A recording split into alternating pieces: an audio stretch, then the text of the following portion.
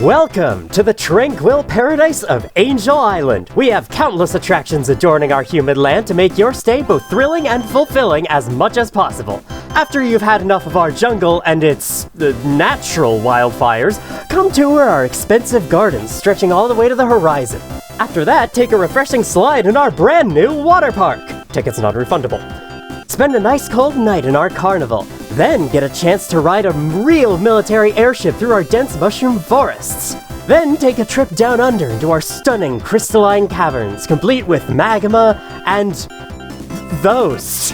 Why not take a shot at some snowboarding down our slippery slopes?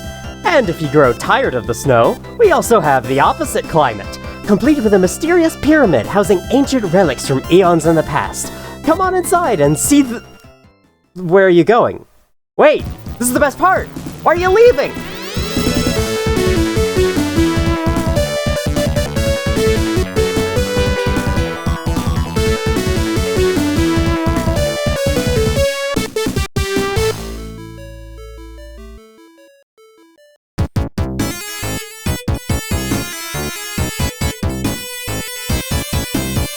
Sandopolis Zone is the 9th out of 14 worlds, or zones, in Sonic the Hedgehog 3.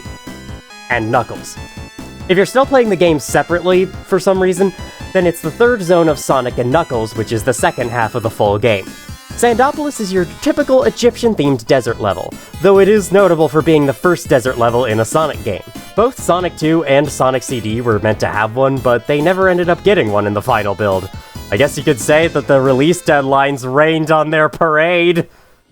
Ever since Sonic & Knuckles' release, Sandopolis has been remembered as one of the worst zones in the game by lots of players. At least that's the sentiment I got from YouTube comment sections on the zone's music or various Let's Plays from back in the day.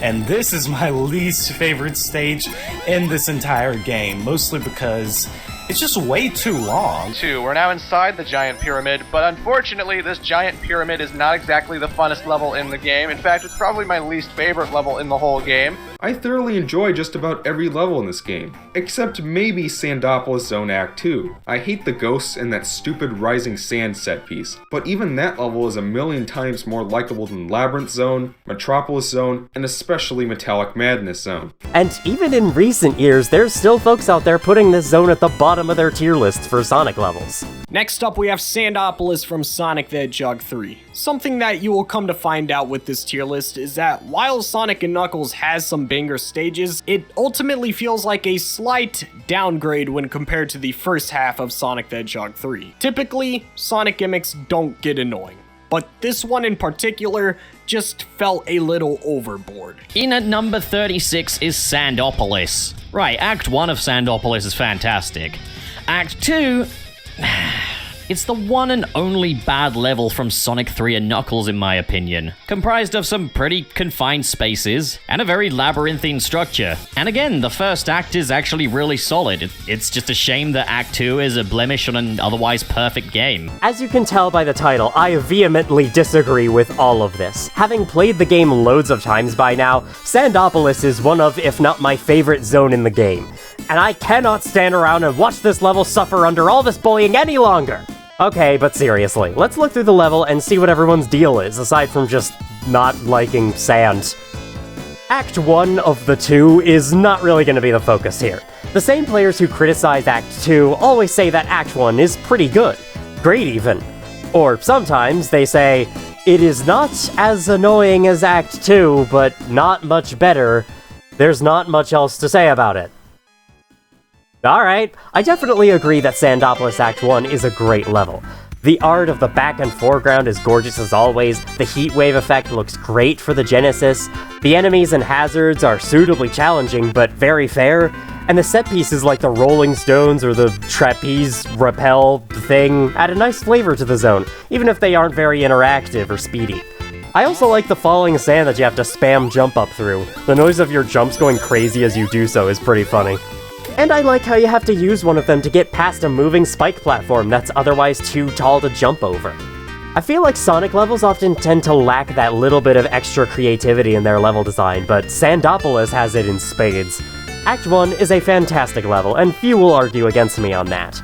But without dawdling any longer, let's get into the real meat of the zone. The Cow Zone, that is. I should have those more, they're excellent. But first, we have to fight Act 1's boss!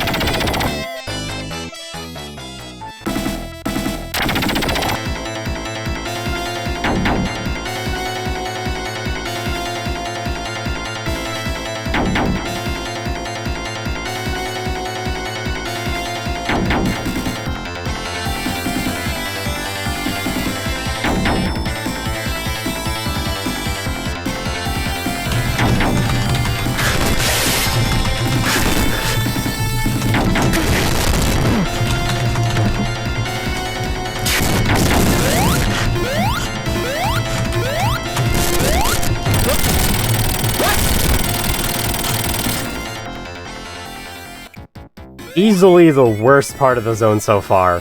Why are Sonic 3's bosses so bad?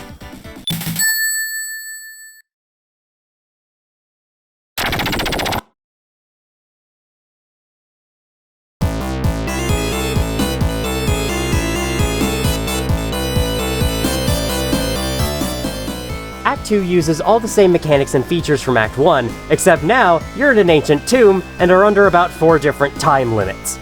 You probably noticed that the level started very dark, then everything brightened when I pulled this switch. This is the central mechanic for this level. Around 30 seconds in, you'll break open this pod that releases ghosts. These ghosts haunt the top of your screen, and over time the level will grow darker, which eventually enables the ghosts to attack you. The ghosts can be stunned, but they'll quickly respawn, meaning they're an ever-present threat if the level gets too dark for too long. You'll need to keep pulling these switches to turn the lights back off and chase off the ghosts as you play through the level. Sounds stressful, doesn't it? Well, there's more. You'll also be pushing these switches, which open a door a little ways ahead, but only temporarily. You then need to get through the next section, be it a platforming challenge or other type of set piece, before the door closes. Getting a bit tricky now, but still not that bad. There's more. You'll also have to unleash piles of rising sand, and use them to push you up through a vertical shaft, and then in the next second, run away screaming from it before it crushes you against the ceiling. This is a challenging level, more so than most of Sonic 3's other zones, and loads of players back in the day were unable to get past it. Which might be the worst thing the level ever did. No one should have to miss out on Lava Reef Zone. But all the main complaints about this level amount to it's too hard or too stressful. Are those two facts really enough to call this a bad level? Because first of all, I don't think this level is that hard. It's definitely more challenging than most other zones, but considering its placement in the game, I don't think that's a problem. After Sandopolis, there are only 3 zones remaining in the game, give or take. We're in the late game by this point, so of course the levels are going to be harder. Can Sandopolis Act 2 be frustrating? Yes. I do remember having a rough time when I played it for the first time years ago. But I can also say the same thing about so many other levels in this game. As for the level being too stressful, I think that's what the designers were going for. You're stuck in a huge underground tomb and being chased by ghosts. You need to make your way through the tricks and traps as quick as you can while ensuring it doesn't get dark. They wanted you to feel lost and trapped, with the ghosts watching you claw at the walls to find a way out. The whole environment is hostile in a way Sonic levels usually aren't. Usually. This makes the level all the more special and helps it stand out among everything around it. In my opinion, for better. In others, apparently, for worse. I find that Sandopolis Act 2's level design is very underappreciated. As much fun as the Sonic games are, I think their level design can be a mess sometimes. Some levels have you flung through set pieces before you understand what you're looking at, or have you sucked up to a new area when you meant to go somewhere else, and new level concepts are thrown at you out of the blue only to be discarded around 7 minutes later when the zone is done. This is fine since it lets the zone set itself apart from all the others, but compared to your average platformer, it can feel like the level design is both confused as to what it wants to do, and is also confusing for the player. YouTube game reviewer Exoparadigm Gamer puts it nicely when he says that to him, the levels in Sonic Mania can feel like they're pulling and knocking you in 10 or more directions at once, and he's not wrong. I personally like it because it feels like a roller coaster ride, and I do think the levels flow very well, but I understand wanting something more focused and structured from a platformer game. And this is exactly what Sandopolis Act 2 is. I don't want to say that the rest of Sonic 3's levels are badly designed or anything, they just have a particular way of doing things, and I think they do it well overall. But I have always admired how concisely Sandopolis Act 2 introduces its level concepts. Act 1 already introduced all the basic stuff, so Act 2 wastes no time showing you the light switches and the doors, and then it proceeds to develop the challenge as the level progresses. It does lots of fun things with the doors, like pushing one open and then having to quickly push the stone platform to ride into the door before it closes, or making you quickly open one while being chased by the rising sand, or having one that closes extremely fast, only giving you a small window to jump through. There are even some secrets that these doors hide. The first door switch in the level actually opens a second one not far ahead, and if you can make it to and through this door before it closes, you get an electric shield. And going back to this one, you can see the switch also opens a door on the left, which goes to a hidden extra life if you can make it in there and back out fast enough. These are very creatively hidden bonuses that go beyond the usual walk through the wall at this point in the level for a bonus, or the push this spike that you can never push otherwise that exists in the rest of the game. I suppose they're not exactly hidden, but they are an extra challenge that requires mastery of the level, and completing them rewards you with a little bonus. I really dig this type of level design. So much so, I've accidentally grave robbed someone before. But let me be fair to the naysayers and go over my few gripes with this level. First of all, the name of the zone isn't the most creative. Sandopolis sounds like a prototype name you'd come up with in the design meeting, not the final name that goes out. It doesn't help that Sandopolis comes right after Flying Battery, a pretty great zone name. As for level design, the worst part of Sandopolis Act 2 is this infinite slide towards the beginning. This returns from Sonic 1's Labyrinth Zone. I didn't like it there, and I don't like it here either. All you have to do is find the right place to jump to, but figuring out where that is will take you a good while. Which leads to my second issue. This level is long. Don't be surprised if it takes you 8 minutes to finish your first run. 8 minutes is just 2 away from the 10-minute time limit that every classic Sonic level has. So if you spend a good minute or two on the slide, you might not have enough time left to get through the rest of this lengthy level. While the length helps the level develop its mechanics better before you finish it and then never see them again, I think we could have done without a few sections. Like, do we really need the rappel trapeze thingy down here too? It fit a lot better in Act 1 when you were outside, but now that we're inside, I'm not sure it works as well. So yes, this level is a mite too long for my liking, but with practice you can easily finish it in a comfortable 5 minutes. Of course, you won't have that practice on a first playthrough, but we'll get to that. It's also true that this level doesn't allow you to be as speedy as others. You have to take the level's challenges at its pace and can't really rush through like you can with, say, Green Hill Zone in Sonic Mania. This makes the level sound a lot like Marble Zone from Sonic 1, one of the most infamously slow levels in all the classic Sonic games, but I don't think Sandopolis is quite at that level. For one, there are a few sections where Sonic is allowed to go really fast through a set piece. This isn't special or anything, Sonic 3 already does this a ton throughout the whole game, but these sections' inclusion help to make the levels feel a lot faster than they might truly be. For 2, the speed of Sandopolis Act 2 largely comes from the doors. You open them, and then have to rush to them before they close. It's not like you're able to go Mach speed through these parts, but the need to hurry in order to make it to the door makes up for the level's slow pace.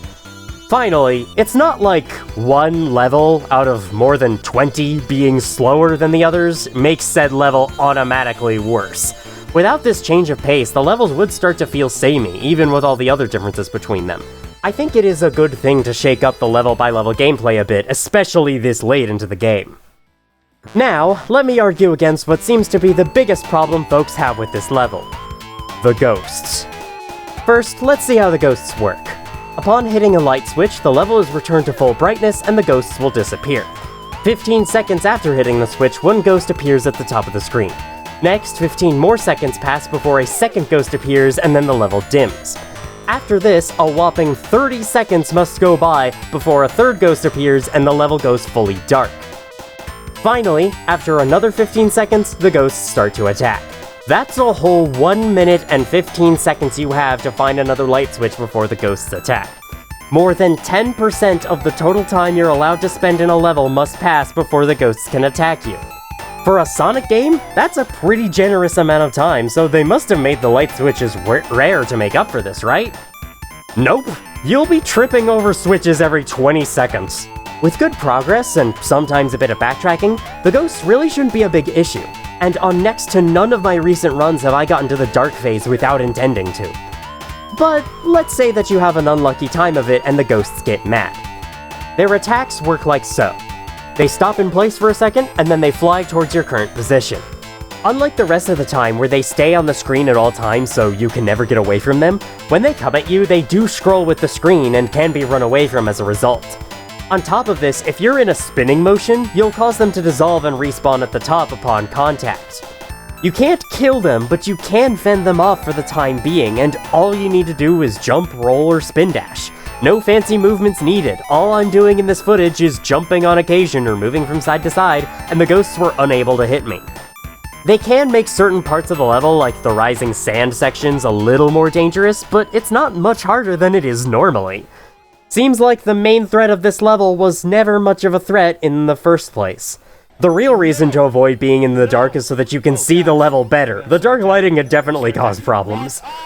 But all you have to do to avoid that is find another light switch within a minute and you'll be golden. Like the level. I decided to try a challenge run where I had to beat the level without turning on the lights at all, and it was pretty challenging. Partly because of the ghosts, but mostly because I kept accidentally turning the lights on and ruining the run.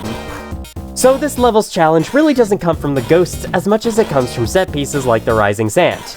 I really like the rising sand.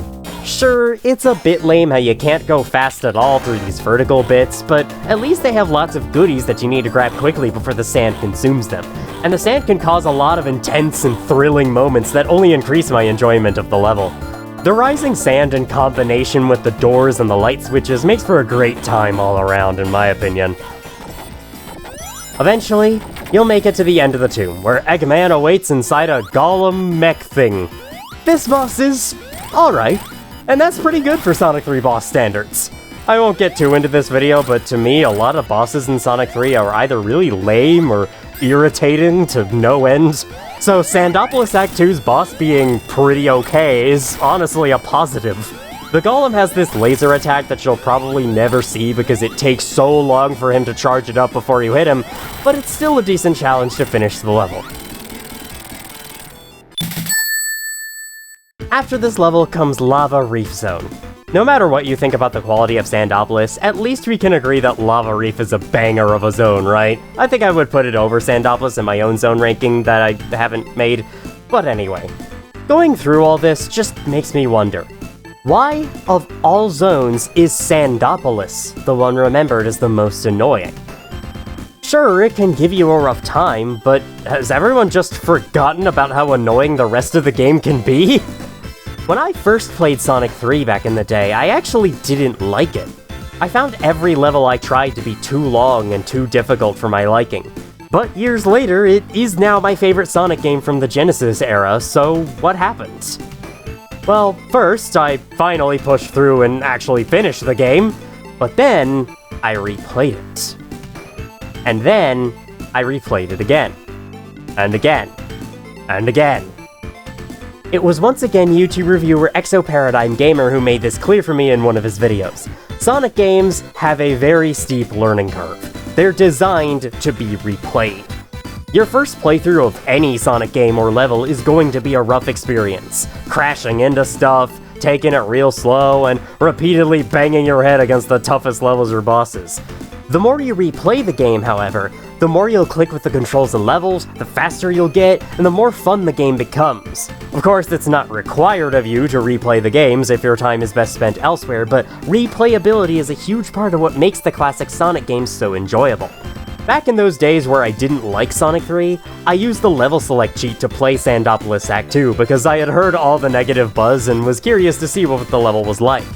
Unfortunately, I can't remember my first playthrough of the level, but I'm pretty sure I died a lot and didn't make it to the end initially. But I was invested in beating this level, and eventually that's exactly what I did. From there, I would always boot up Sonic 3 in an online emulator, I don't have a functional copy of the game nor Sonic & Knuckles, and play Sandopolis Act 2 again just for fun. As I've replayed this game, Sandopolis Act 2 has only gotten better and more fun to play, and I cannot say the same for some other levels in the game. Again, I have to wonder, why is it Sandopolis receiving all the hate when shit like Carnival Night exists? Alright, time for potential unpopular opinion number 2. I do not like Carnival Night Zone, especially Act 2. Act 1 is decently fun. but Act 2 makes me feel blue. Playing this level is equivalent to being stuck in a tank filled with molasses while being beaten up. Not only is it one of the longest levels in the game, around the same length as Sandopolis Act 2 by the way, but they also decided to put in a water section for absolutely no reason. Water sections are the most infamously slow parts of Sonic games, and Sonic 3 mostly avoids this with levels like Hydro City. But Carnival Nights is the slowest and least enjoyable water section for me, mainly because it doesn't belong at all. I swear the only reason they included this in the level is so they could have the balloons release air bubbles upon being popped. That is creative, but not enough to contrive a random flood to explain why you have this in the middle of a carnival. At least the water section is short, but the rest of the level isn't much better. Obnoxious obstacles and enemies, bland visuals, especially when Knuckles turns off the power, the most boring Act 2 music in the entire game, and I don't need to say anything about the barrel. For anyone who still claims Sandopolis is the worst level, I have an objection. Carnival Night has this barrel, Sandopolis does not. I rest my case. Now, time for probably unpopular opinion number 1. I also do not like Carnival Night's preceding level, Marble Garden Zone. The level is at least beautiful looking, but the gameplay amounts to being flung down never-ending slopes against your will, using this awkwardly controlled Beyblade platform thing that does not at all act as you'd expect, and constantly crashing into enemies and these spiked maces from off-screen. Repeat those 3 things for like 7 minutes, the total time for both acts, throw in a couple neat earthquake sections, and start to have a good time with the final boss fight before realizing what level I'm about to play afterwards, and that's Marble Garden. I've heard people say that Sandopolis Act 2 is confusing and maze-like, despite actually being a fairly straightforward level for Sonic standards. If the reasoning for Sandopolis being confusing is that you move in a lot of directions as you progress, that means that every level in Sonic 3 is just as confusing. To me, Sandopolis is only as maze-like as an IKEA. And by comparison, Marble Garden is the fucking backrooms. Because you're bounced around in so many different directions, more so than even the average Mania level, I never know for sure that I'm headed the right way when I'm playing through this level. I just have to go somewhere and hope that it gets me to the end. And the decision to put these huge swinging maces everywhere in the level, and then give you no time to see them coming, is just asinine. While Sandopolis Act 2 got better the more I played it, Marble Garden and Carnival Night never did. They're only slightly less annoying now than they were on my first playthrough. But even beyond them, there are some individual acts I'm not that crazy about, like the second act of Ice Cap and Launch Base Zone, both of which are fine levels, just a little on the boring side. Sandopolis Act 2 is many things, but boring is not one of them. And even though I adore the zone's setting and aesthetics, Flying Battery Zone's Act 2 isn't a very good level. Though it has its good moments, it is also peppered with obnoxious obstacles that lead to fairly cheap kills, and this really lame mid-boss that I have no idea why it was included. I used to like the level, but after playing Mania's reimagining of it, my opinion has definitely flipped. I only like it more than Ice Cap or Launch Base's second act because of the absolute banger that is the music.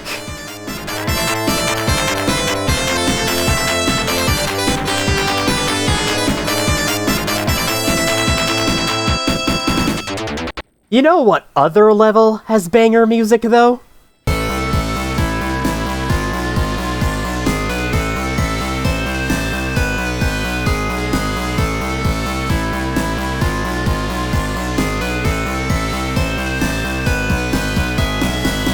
That bass line is incredible. You can feel the oppression from the level setting and the ghosts in this track.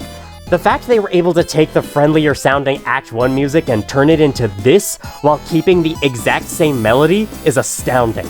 It might not be my favorite music from Sonic 3, but it's up there. Never mind the fact that it gets drowned out by the closing doors when you hear it in-game.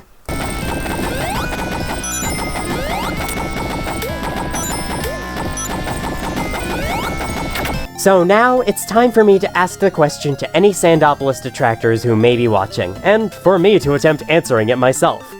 Why is Sandopolis the bad level? Out of the 12 or so other zones in the game which all have flaws in one way or another, why is Sandopolis the one recalled as the worst one? My speculative answer is nostalgia. This might sound like a strange answer, but I believe that even though nostalgia is usually associated with happy memories from the past, nostalgia can also include some more negative memories. I know there's a word for that, but since we're talking about a level from a video game, I just didn't think it was appropriate. That is, the reason so many people hate Sandopolis Act 2 is because they remember playing it as a 6 or 7 year old kid and being unable to get past it for a variety of reasons. For one, the level is hard. Let's be honest, none of us were that good at games at 6 or 7 years old. At 6, I was able to beat some Sonic levels, but Sandopolis definitely would have been too hard for me. And for 2, the level is scary. Sandopolis Act 2's main mechanic being ghosts haunting your screen and attacking you after enough time passes most definitely scared lots of the children who played this game. The need to find those switches in time before they attacked created a lot of anxiety, and in combination with the timed doors and the rising sand and the 10-minute time limit, it's no wonder lots of players hated this level as kids. Sonic 3 is otherwise filled with very friendly feeling levels, even when you're all the way in Eggman's lair. So having one where you're navigating an ancient desert tomb filled with angry spirits who need to be fought off at every turn would cause some emotional whiplash.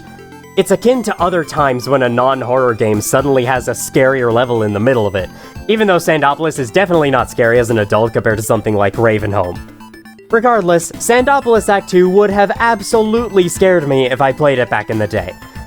So, if you played Sonic 3 as a kid, you would naturally remember the rough time you had with this level and retain a negative association with it even in your adult years. Then you'd proceed to listen to its music on YouTube for the memories and comment how much the level sucked. Obviously, I'm not speaking for you, and I actually doubt that's the experience most of you had, even if you don't like Sandopolis. This is just speculation on why this was the most reviled level when Carnival Night is sitting right there. In a different game, technically. One thing to challenge my assumption, though, comes in Sonic Mania. Sandopolis Act 2's Ghost Timer mechanic makes a return in Mania's reimagining of Oil Ocean Zone. Can I just say what a wonderful choice it was to make Oil Ocean from the second Sonic game become the Sandopolis of Mania? It works really well. Anyway, in Act 2, smog is constantly released by the factory in the background and slowly builds up over time. You'll need to hit the same kind of ceiling switches in order to clear it, which makes even less sense than the switches in Sandopolis turning on every single light in the tomb, but whatever. The smog builds up a little quicker than the ghosts, and once it hits max, your rings will start draining, and you can barely see. The consequences are a little bit more dangerous than the ghosts, because you can't avoid the ring drain once it starts. But the smog is overall less dangerous than the ghosts for 3 reasons. 1, the smog cannot kill you, it'll only drain rings at a pretty slow rate. 2, I thought Sandopolis gave out the switches generously, but Oil Ocean practically showers you in switchy goodness. I'm pretty sure the number of switches in this level matches the number of Nintendo Switch sales. They overcorrected for the smog timer being faster than the ghost timer, and as a result, the smog will pretty much never be a threat. 3, once you get to these 2 submarines at the end of the level, the smog is basically done. When you go into a sub, the smog will clear and reset when you exit, and because the subs are directly adjacent and the second one takes you to the boss, the smog stops mattering in the last minute or so of the level. So the smog is nowhere near as scary or threatening as the already not that threatening ghosts, and Oil Ocean Act 2 set pieces themselves are nowhere near as challenging as Sandopolis can be. But guess what? Some people still didn't like it. I don't know if it was the Sandopolis mechanics or Oil Ocean that did it, because I'm not aware of what the general opinion is on Oil Ocean, but it seems to me like some people just can't jive with this level concept no matter how difficult it truly is.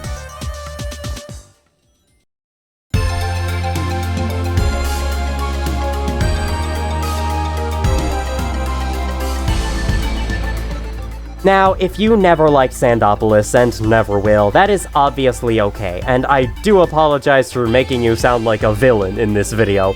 I might not like Marble Garden and Carnival Night, but there are reasons to like those levels, and I would never take that away from someone. But if you've only played Sandopolis one time in the distant past and didn't like it, I urge you to try the level again. Sonic games are built for replayability. Your first playthrough will feel slow and irritating because of the strange control and level designs. You might enjoy it, but you might also feel like you struggled to the end of the game rather than played to the end. If you choose to play it again with all your required knowledge, that's when the game gets super fun. A lot of once annoying acts will become easier once you have a better grasp on the controls and the levels. Even with Sonic Mania, my favorite game in the series so far, there were a couple zones in that game that I was not a big fan of on my first playthrough, but after I got better at the game, and thus those zones, now you'd be hard-pressed to find a level I didn't like in Mania. Sandopolis Act 2 is much the same way. I do remember having a hard time the first time I played this level, but after I finally beat it, I kept playing it to get better at it, and now it has become, if not my favorite, then one of my favorite levels in Sonic 3. Of course, I can't always change your mind, but even if we disagree on this, I think we can both agree that this level did its job. It wanted to be set in a confusing dungeon haunted by an unkillable threat, rendering you lost and confused among all the traps and obstacles, and it 100% succeeded at that.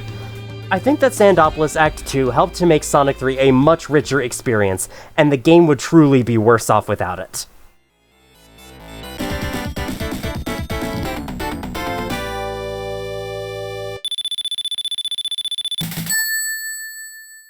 Thank you for watching, and next time, complain about Metropolis Zone instead.